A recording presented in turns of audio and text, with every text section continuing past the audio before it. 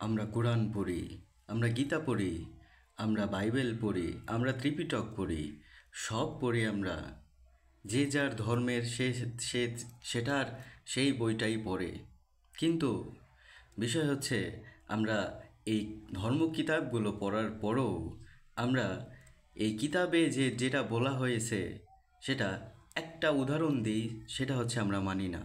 আরও অনেক না মানার ব্যাপার আছে, কিন্তু একটা যে জিনিসটা আমরা মানি না ওটাই তুলে ধরার চেষ্টা করি আজকে। সেটা হচ্ছে আমরা ভবিষ্যৎ নিয়ে অনেক পরিকল্পনা করি, ভবিষ্যৎ নিয়ে চিন্তিত থাকি, অথচ আমাদের এই ধর্ম কিতাবগুলো বলেছে যে ভবিষ্যৎ নিয়ে পরিকল্পনা করিও না, কারণ এটা পার্থিব জগৎ, আর এই পার্থিব জগৎটা শেষ হবে কখন সেটা তুমি জানো না।